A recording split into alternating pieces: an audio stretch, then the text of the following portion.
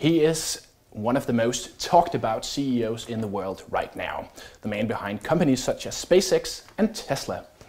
Mr. Musk, it's a great pleasure to have you in Copenhagen. Yeah, thanks for having me. I'm glad to be back. What brings you to Denmark? I'm here to see the Tesla Danish team.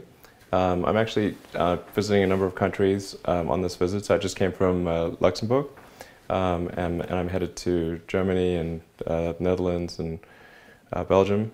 So here to see the team, see how things are going, talk to some of the people in government and so forth. What message do you bring to Denmark? Well, I think the most important message is that Denmark is a great leader in renewable energy with wind, and I think that there's an opportunity to be a leader in sustainable transport as well. Although Denmark is doing incredibly well on wind, if you look at, say, how many cars going down the road are electric, there's very few, well under 1%. So I think it's very important that government policy continue to support electric vehicles, and as more wind energy is generated, it makes sense to put that into sustainable transport. I think there are sort of two very important halves of the same problem. So I think it's. Is Denmark an interesting market for Tesla, a small country like Denmark? Yeah, I think for Denmark. I think Denmark can serve as an example to the rest of the world to say what can be done with the sustainable transport. So with larger countries, it's difficult to make a big impact. But with smaller countries, you can say, hey, this is what it can be like to other countries to say, with the right policies, you can have a significant number of electric vehicles on the road. So I think Denmark can be an important leader in the world as an example in this regard. You mentioned wind. Denmark has the world's largest windmill maker, Vestas, and a large production of sustainable energy. Right. But we do have trouble storing the wind energy. Yes. Can you help us with that? Absolutely. So the electric vehicles themselves can be obviously a great recipient to buffer wind energy. So depending upon what level of wind energy is being generated, you can actually have the pricing of electricity vary so that people can charge their electric cars depending upon if there's a large amount or a small amount of energy being generated from the wind. Then in addition, Tesla has a battery pack, a stationary battery pack, that is under development and will go into significant production later this year. And so combining wind energy with a stationary storage is very powerful because that provides a complete solution. Would you consider setting up a facility in Denmark even? Yeah, that is certainly something under consideration, yeah. Okay. Tesla is improving battery technology really fast. How do you expect your battery technology will change the auto sector as well as the energy sector in the coming years? Well, I think for the battery technology, both for electric vehicles and for stationary storage, is a critical piece of the equation for a long-term future of sustainable energy. So you need to have sustainable energy generation, which I think is going to be primarily wind and solar, and then you combine that with stationary storage, which is needed because of the intermittent nature of renewable energy generation.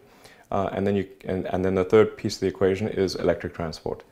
So if you have all three of those pieces, sustainable generation, storage, and electric vehicles, then you have a complete solution for the future, and then we have a good future. But how do you feel about taking on such large industries as the auto industry and the energy industry? Well, it can be quite difficult at times. The big car companies and the big energy companies have quite sharp elbows. So they try to, various times they try to squash small companies like Tesla.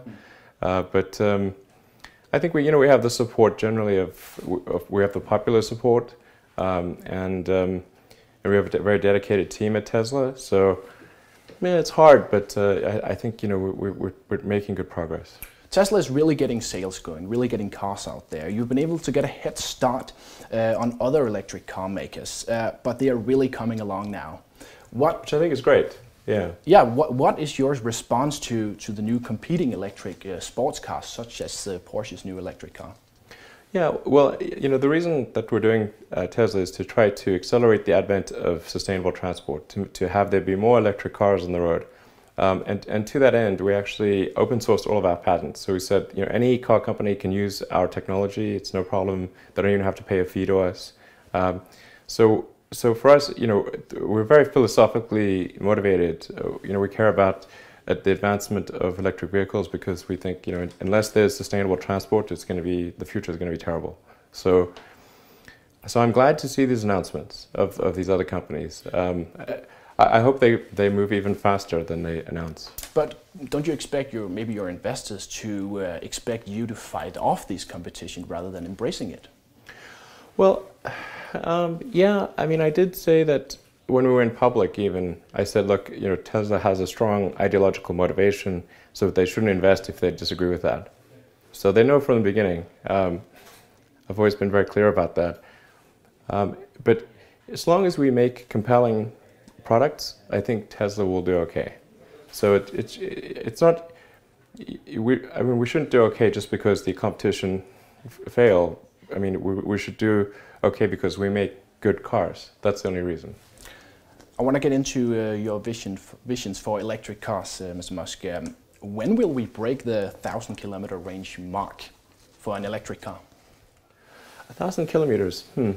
Well, it depends on what circumstances for 1,000 kilometers. As it is, the record right now for Model S is 800 kilometers. That's the furthest that anyone has driven a Model S. So we could be close? Yeah, we're pretty close. Now, in order to do that, they did drive at a relatively slow speed. So, we're talking, I think they drove maybe at 40 or 50 kilometers an hour or something like that. I think my guess is probably we could break 1,000 kilometers within a year or two. Okay. Yeah. So within 2016, maybe even? Yeah, I'd say if you say 2017, I'd say 2017 for sure. How far can a Tesla car drive on a single charge in 2020? Oh, in 2020? I guess we could probably make a car go 1,200 kilometers. Okay.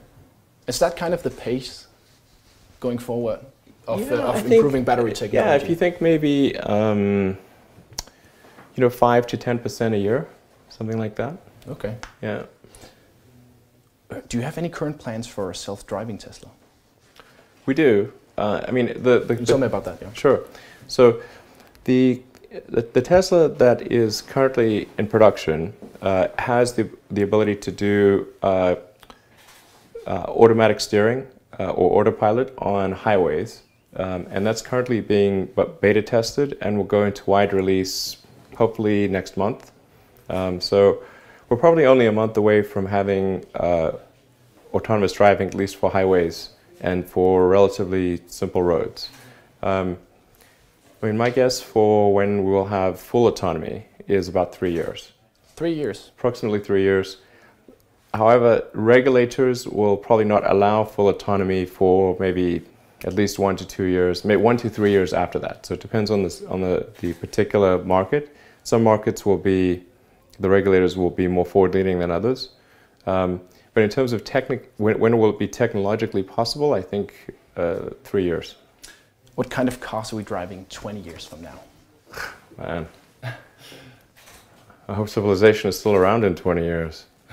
If it is.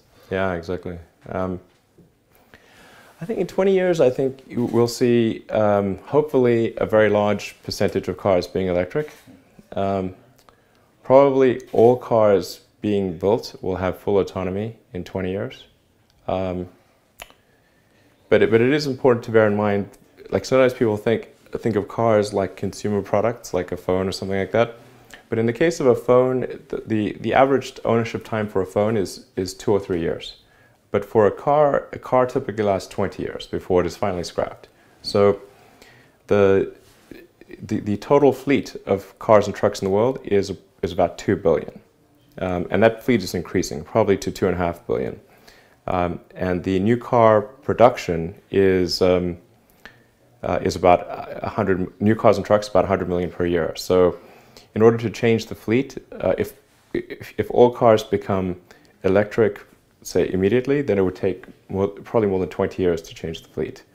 For autonomous driving, that may be less because if autonomous driving means that fewer cars and trucks are needed, then probably a smaller period of time, but it's probably still at least 10 to 15 years. Okay. So that's an important consideration when thinking about how fast can things change in cars.